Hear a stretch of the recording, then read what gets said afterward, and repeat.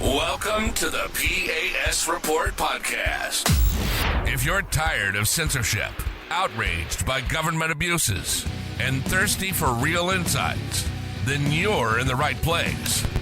Get ready, because here, the fight for freedom never ends. Here's your host, Professor Nick Giordano. Welcome, everyone, to the P.A.S. Report podcast. Here's your host, Nick Giordano. I'm glad you could join me today. Make sure that you follow and subscribe to the podcast so you never miss an episode.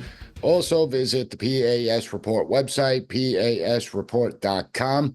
I have a great guest coming on today. I want to bring on someone that has knowledge of the FBI. They have knowledge of intelligence. They have knowledge of a lot of the threats that America faces, but also the internal threats, not just international. So you've seen him before, George Hill, former supervisory intel analyst at the FBI, stints in the NSA and Marines. And George, welcome back to the program. Always enjoy our conversations. How are you today? I'm great, Nick, and thank you very much for having me back, because I truly do enjoy my time with you, and I'm grateful for that. Well, it's always a great conversation. I mean, you have such institutional knowledge of the agencies and departments and the intelligence community as a whole. And one of the things that stood out to me was last week, you put a post out on X talking about the cartels and how they should no longer be classified necessarily as your ordinary cartels. Can you explain that to the audience? Sure. So before I left the high-intensity drug trafficking area, the New England HIDTA, as it was referred to, we stopped writing our reports referring to them as cartels because they no longer met the accepted definition of the word cartel. They're actually transnational criminal organizations. In other words, they're well outside of Mexico where they operate. The United States and Europe are not just market destinations for them. They actually have representatives in foreign countries. We meaning the U.S. government, we know that they have representatives in Bangalore, India, for the purposes of multi-sourcing the precursors for fentanyl. And we also know that there are representatives from the Sinaloa TCO, we'll just call it that from here on out, Transnational Criminal Organization.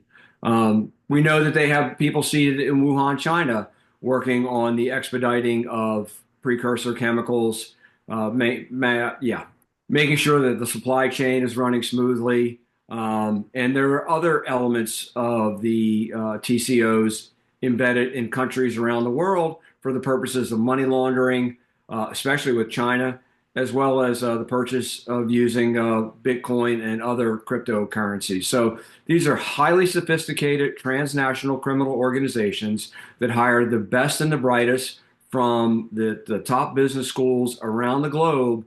And they're very sophisticated. And yes, they do engage in violence, but make no mistake about it, how they operate is worthy of any Fortune 100 corporation.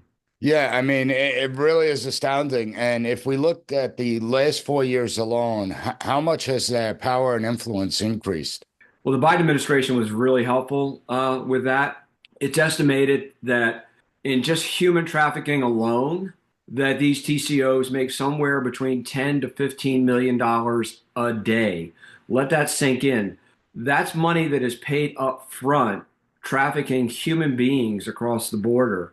So there is no product that has to be manufactured, carted north to the border, transshipped over the border, and then sold on the streets of America for the money to flow. This is money that they make up front. So $10 to $15 million a day, and it's turned into quite an industry for the charities around the country that are, I guess, euphemistically referred to as charities. Catholic Charities comes to mind, Jewish charities, and some others. I can't remember the name of the NGO that retired Marine Corps 4-star General John Kelly sat on, but he was paid very handsomely, high into six figures, just for sitting on the board of the directors. So this has turned into a multi-billion-dollar-a-year industry, enriching not only the cartels, but people who claim to be, humanitarians, and, with the lawn sign saying that no illegal or no person is illegal and hate has no home here, that crowd. So they're extremely powerful. Now in Mexico, the cartels decide who is going to run for office. Mexico is a failed state. It is a narco state and is controlled by the narcos, and they have no desire to run the country. As far as like administratively, they just want to have the final say in how the people who do run the country actually run it. Yeah, there's estimates. I mean, if I go by CIA estimates, it's about 30 to 40% of territory is actually controlled by the cartels, where you have to get the cartel's approval for everything. I was reading a Mexican source that said the number's actually higher. It's closer probably to 50%. And the cartels are actually trying to challenge the government for an additional 20% of the territory. So you look at it, I think you're right. The definition of cartels doesn't really fit. And there's more to it than that. And I want to talk to you about that when we get back from this quick break. So everyone hang tight. We'll be right back. Welcome back, everyone. So, George, when we look at Al-Qaeda, 9/11 was the catalyst for the war in Afghanistan. They took 3,000 American lives that day. Obviously, you've had over 5,000 first responders die with subsequent 9/11 related injuries. But if we look at these organizations, the transnational criminal organizations, particularly from Mexico, I mean, every day is like a 9/11, is it not? Yeah, I mean, yeah, I just want to segue real quick because it was the Twitter post that started this conversation regarding the Trump administration and Tom Homan saying they're going to start mass deportations. And then there's talk about even going in on the cartels kinetically using tier one operators. And when I say tier Well, I one, wanted to ask you about that because there are some that want to push Trump to declare them terrorist organizations. So can you get into the tier one operators as well as what would change if they are declared a terrorist organization and whether we should go down that road? so I actually used to put this in front of my college class, and I heard good arguments on both sides. But when you declare these TCOs as transnational or as terrorist organizations, you open up a larger toolbox for not just the State Department and the Treasury Department to come after them, but you also open up the opportunity for DOD as well as the intelligence community to go in to actually go after them. We already do to some extent. The National Security Agency has a very good collection posture on the TCOs that are operating out of Mexico. So as far as sending in tier one goes, so here we're talking about Delta, SEAL Team 6, that level. Those are your tier one pipe hitters. We're not talking about regular SEAL teams, which are extraordinary men, make no mistake about it, or Rangers or MARSOC. But we're talking about the people that go in, and a lot of what they do is intelligence collection before they do the target elimination. So you're find and fixing and then eliminating the target. So declaring them a terrorist organization does open that portion of the toolbox to allow these tier one operators to go in after them. But then how are you going to do that? Are you going to work with the Mexican government to do that? You can't trust them. They're going to leak it.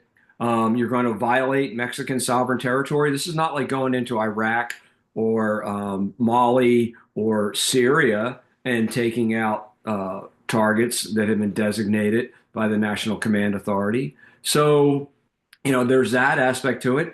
Trump says that he's a good negotiator. Can he offer Mexico something in return for them turning a blind eye and a deaf ear to us operating across the border? And when that starts, they're not going to, they meaning the TCOs, they're not going to give up a multi-billion-dollar a year industry and just say, well, it was good while it lasted. They're going to fight back, and they're going to fight back in ways that the U.S. is not prepared for. They're going to fight back by sending pictures of the chiefs of police family going off to Sunday services or their child getting picked up at school by their mother. Are we prepared for that? The tier one operate in the shadows, but it doesn't mean that Border Patrol elements and the Texas Rangers or any other state police elements down there on the border are not exposed on social media and other areas. And that's what they're going to do. They're going to come after those individuals. And you talked about Al-Qaeda. So these TCOs work with the Chinese. So when we're talking about the CJNJ New Generation or the Sinaloa TCO, these people are getting the full support of Chinese intelligence as well. So you're going against people who do not fight by Marquess of Queensberry rules, are not bound by the Geneva Convention or the laws of land warfare, and that are getting support from China. They're also getting support from Venezuela. Venezuela is getting support from Cuba and Iran. So if you go after, and I'm not saying we shouldn't, I'm just saying that it's not going to be something that you may see on the evening news once or twice. You're going to see it maybe in your neighborhood when the power goes down for an indefinite period of time, or the chief of police home gets blown up, or his children get kidnapped, or something of that nature. These people play for keeps, and I'm not saying this out of hyperbole. I'm just saying it based on decades of observation that we've had as these cartels have evolved into TCOs, and now getting the full support of nation states to knock the United States out of a unipolar, global dominant position. Yeah, it's one of those things that actually aggravates me because when we look at it, these organizations have really been able to rise up unchallenged. And I think back to the 1980s and early 90s where the Colombian government and us partnered. We embedded troops in with the Colombian military and DEA forces with the Colombian military. And we were actually very successful, the FARC. Now, we've had several presidential administrations that tried to do that same model over in Mexico, but the Mexican government constantly rejects it. They don't want to work with us. They say they'll take care of it on their own. Obviously, they're compromised. That's not a secret. But there is something that does concern me. And I want to talk to you about that when we get back from this quick break. So everyone hang tight. We'll be right back. So before the break, I warned that there's something that concerns me out there. And I don't know if you have information on this, but I remember reports from about, I want to say like 13, maybe 14 years ago, of young men coming to the United States, joining the military, because we do have programs. If you're going to put your life on the line in service to this country, you could earn your citizenship. And a lot of people join those programs. And it's phenomenal. I do believe that if you're willing to sacrifice your life for the United States, you deserve citizenship. That's more than most Americans will do. But we were noticing something different. These young men, particularly coming from places like Mexico and some from El Salvador, were going through boot camp, but then they were vanishing after boot camp. They would just simply disappear, go AWOL, and they wouldn't be seen again. And there were reports that they suspected that these were members to the drug organizations, the cartels, as well as MS-13. Do you know anything about that? Sure, we saw that. We know that for a fact to be true, that a lot of these individuals would come to the U.S., get training, go through the School of Infantry, depending on, what branch they joined, Army or Marine Corps. And then they would go back home. And at that same time period that was being reported in the press, we saw the birth of Los Zetas, which was a spin-off of the Sinaloa cartel. They were the most violent spin-off from the Sinaloa cartel. And Los Zetas also were comprised largely of former paramilitary people that were trained here at the School of the Americas at Fort Bragg, and also received very robust military training. So they were the primary recipient of these individuals going AWOL. Los Zetas still exist. They're still a force to be reckoned with. I can't say extemporaneously off the top of my head which provinces in Mexico they control, but they control still a pretty large swath of territory.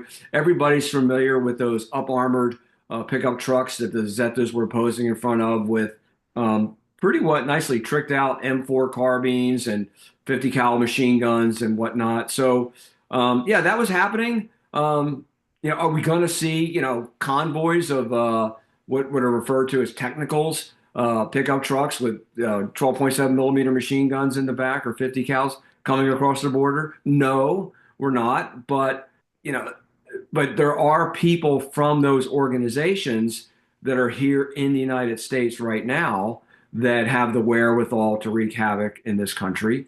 And we also know that there are members of Iran, China, Russia, Cuba, Venezuela, all here in the United States, their version of our Green Berets. So we're talking about tier one individuals who are trained in fomenting social upheaval. So they're here. They've been arrested. The administration has quietly shunted them aside, referring to them simply as special interest aliens. But they're here in this country. And depending on who you listen to, there are anywhere from 10 to 30 million illegals in this country. It would just be silly to think that some significant portion of those are not, trained professionals in causing problems for an incoming Trump administration. Yeah, without a doubt. I mean, I remember when I was back in my emergency management days, there were estimates that there were several thousand active members of Hezbollah here in the United States. And I know a ring was broken up because they were transporting cigarettes from North Carolina to New York to sell. And they operated more as a fundraising wing here in the United States, just like the cartels are raising money with all their activities and drug peddling and human trafficking. But they also are trained to be killers, to be ruthless. And so do you think there's like tens of thousands of members of these cartels inside the United States today? I don't think that's an unreasonable estimate. If you're willing to accept that, let's just go with a low number, that 20 million people have come into the United States just since Joe Biden has become president. If even 1% of that 20 million are trained professionals in not just in the dark arts, but more importantly, in organizing and training others, then yes, 10, 20,000 people with skills is not an unreasonable assumption when in fact we should actually assume that's the case and then prepare accordingly. And if we're wrong and it's a much lower number, then hey, that's a great day. It's just like buying, freeze-dried food, and 30 years later you throw it in the trash because you didn't need it. That's a good day. It certainly is. Now, that's one piece of the puzzle. The other piece of the puzzle, and the relationship would be interesting, is under the previous Trump administration, we saw about 300 Chinese nationals each and every month coming into the United States. Now we're getting reports it's upwards of 30,000, all military-age males. And when you look at China, you know that it's a police state, that you cannot leave that country. It's a social credit system. You can't get your passport. You cannot leave that country unless the Chinese government allows it. And so would it be out of the realm of possibility that these, 30,000 a month, some of them are elements of Chinese intelligence looking to build stronger ties with the cartels and looking to conduct espionage against the United States? Prudence demands that we make that assumption that these people are trained Chinese operatives sent here to knock the United States off the top of the unipolar world order. President Xi, less than 2 years ago, declared that China declared what's called a people's war with the United States, which means that nothing is off the table. But President Xi operates and conducts Chinese foreign affairs with the idea that they are at war with us. He's not speaking euphemistically or, just throwing out hyperbolic language to make a point. China considers themselves at war with the United States. They do not consider ourselves a strategic competitor or a frenemy or any of those kind of terms that we have tricked ourselves into using to soothe our own raw nerves about a country that we're dealing with. No, China considers us an enemy. If you've read Unrestricted Warfare, which I know you have, nothing is off the table. And that includes sending in, millions of pounds of drugs into this country to tear apart the social fabric. And they've done a wonderful job of that. It would be very irresponsible not to assume that there are trained intelligence operatives here in the country waiting for an opportune moment. My assessment is, and I don't really have any intel that I can base this on, it's just an educated guess based on over 40 years in the business, is that nobody's going to kick anything off in between now and by the time Trump gets inaugurated in this country. That irrespective of what may happen in Europe, that's a whole nother matter. They want to wait until Trump gets in because we're already seeing it. They want to get as many of their troops across the border as they possibly can between now and January 20th. Once the door gets slammed shut, that's when the hourglass gets flipped over, and we'll have to wait and see what happens. Hopefully we're prepared for it. Now, you just brought up it would be irresponsible to assume that this isn't happening. So let's talk about being irresponsible under this administration. And really, even under the previous administration and President Obama's administration, the FBI and our law enforcement communities were constantly putting out that white supremacy is the biggest threat we face. That, there's all these white supremacists running around the United States wreaking havoc, and that's what we had to pay attention to. But I want to explore if that's true. So everyone hang tight. We'll be right back. Welcome back, everyone. So, George, for years, for over a decade, we've been hearing about this amorphous threat of white supremacy that's going to take down the United States. It's the biggest threat that we face. Is it in fact true that is the biggest threat we face, or is the FBI and some government entities lying to the American people? Oh, absolutely. They were lying. I testified in closed door session in Congress at the Rayburn building that they were lying.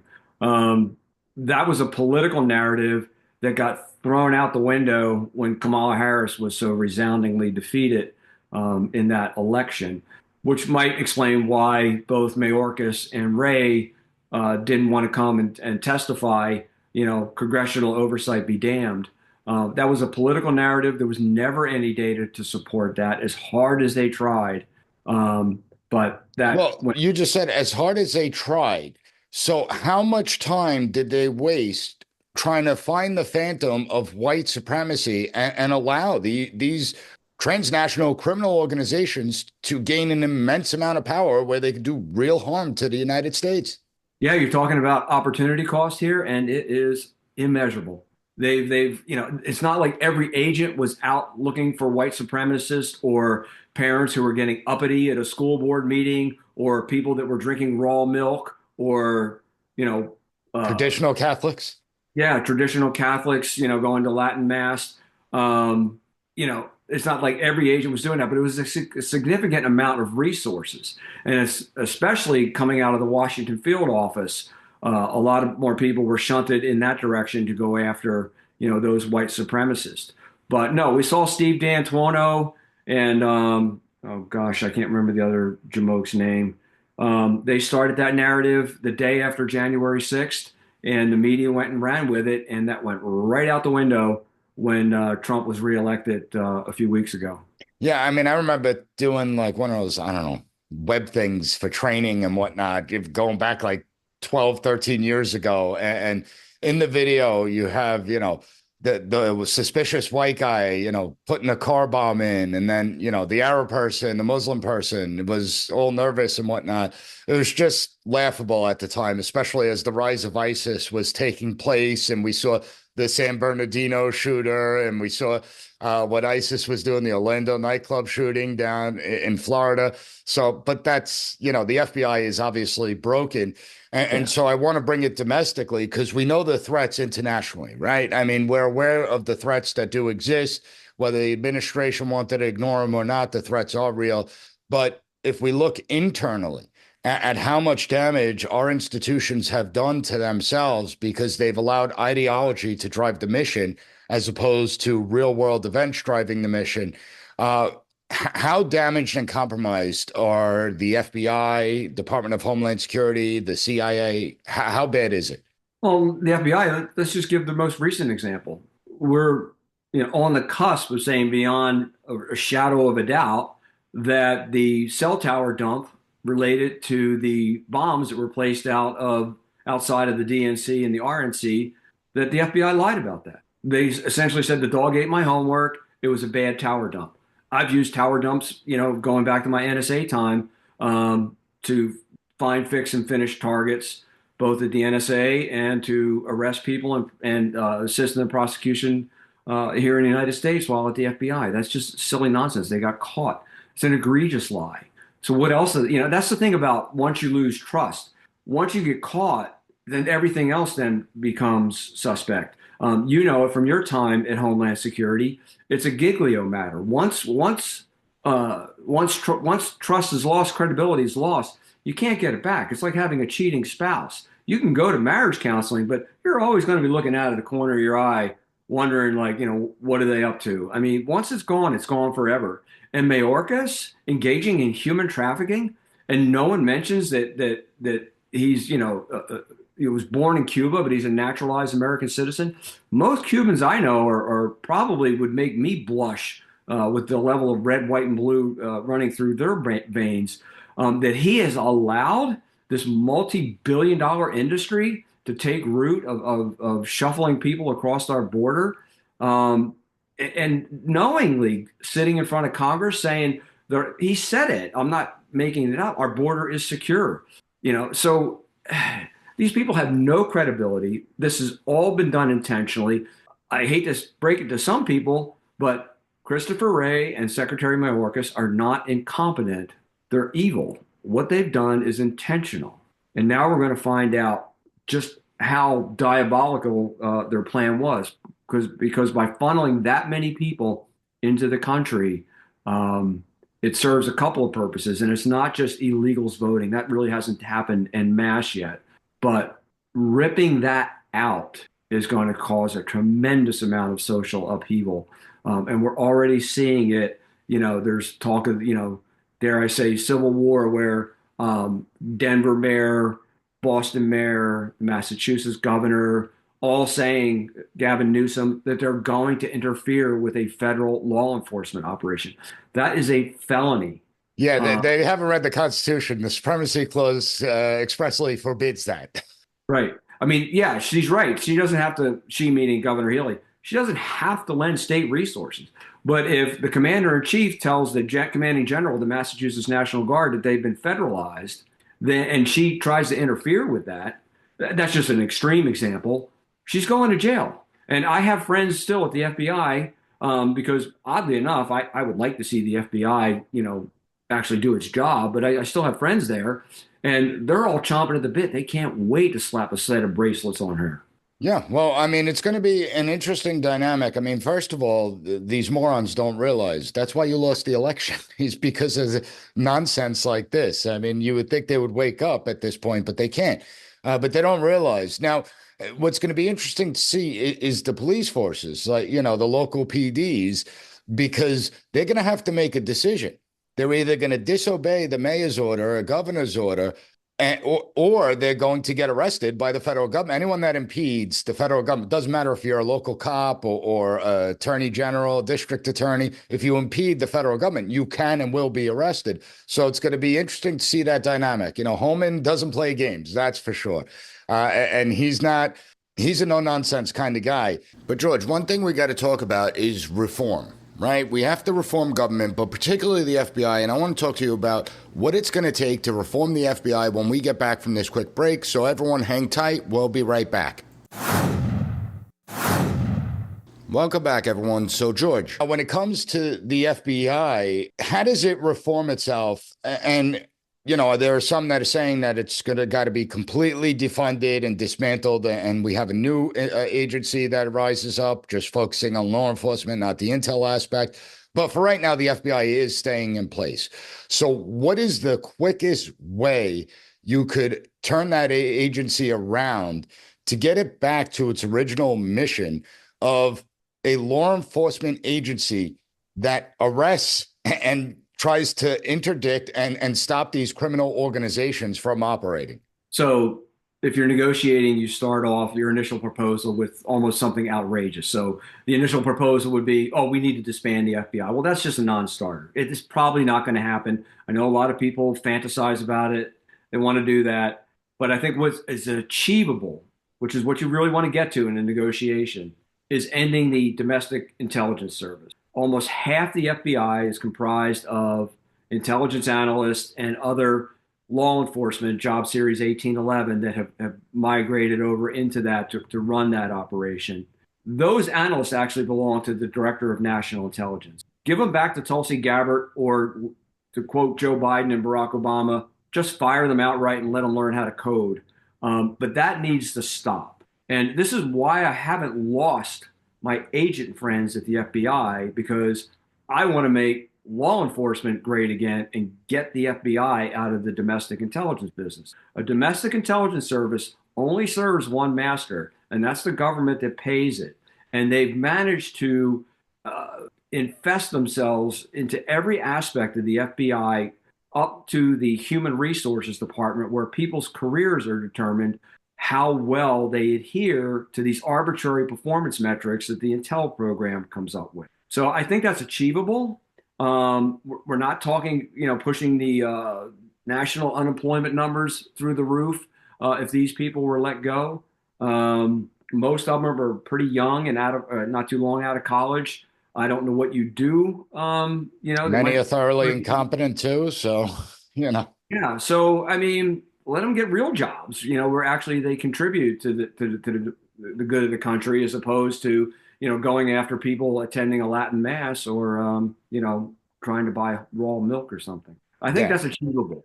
And at a minimum, that's what should happen. And from that point forward, then you can maybe start to weed out the SES, the Senior Executive Service, some of those individuals who have been involved in the shenanigans. That's pretty easy to find. Although the DOJ did have a large shredding truck out in front of their building, which I kind of took as a giant middle finger to the American public, like, ha ha, look what we can do, and there's not a darn thing you can do about it. Yeah, I saw that a couple of weeks ago, and you would think like optics, they didn't care, obviously, about the optics of that. When we look at the new administration that's coming in, are you optimistic that they'll be able to turn around the bureaucracy? Are you optimistic they'll be able to root out the ideological corruption that has weaponized the system against the American people? Gosh, I'd like to say I'm optimistic. I'm kind of a wait and see individual. I mean, I've watched it grow for so many years. It changed over 100 years ago under Woodrow Wilson, where we have become this administrative state. It's a lot to do. Oddly enough, I think that the Doge, the DOGE, might be the best vehicle for doing that and just defunding a lot of these intrusive elements of the federal government and get them out of our personal lives. That might be the best course of action in getting back to a constitutional republic governed by the rule of law, because I think it's been clearly obvious to a lot of people, especially this last election cycle, that there's an inverse relationship between the size of government and individual freedom. But the only way to reduce the size of government is to end these agencies, not cut them. If I have dandelions growing in my yard, I don't cut the leaves off of it and the dandelion. You have to dig it out by the root and end it. So some of these agencies have to go, and that might give us a shot. But I've lived through these before, going back to the '90s of these various commissions. And who was it? You might remember, Nick, that had the Golden Fleece Awards. I think it was Les Aspin or something like that. Oh, I don't recall. Yeah. I remember the Simpson Bowles Commission. Yeah, I remember all those. And government success in government is measured by how you grow, how much you can grow your department. So there's no incentive for efficiencies. It actually works the other way. The incentive is growth. So you have to get rid of some of these agencies. And the ones that have forgotten their constitutional oaths, there has to be penalties for what they did. McCabe was about as close as we came to someone paying a price, and he got everything reinstated. Peter Strzok has a nice sweet gig on CNN or MSNBC, I can't remember. Lisa Page fell by the wayside. Kevin Kleinschmidt is still practicing law after lying on a FISA form. James Comey is still making seven figures a year as an attorney. There has been no penalty for any of these misbehaviors.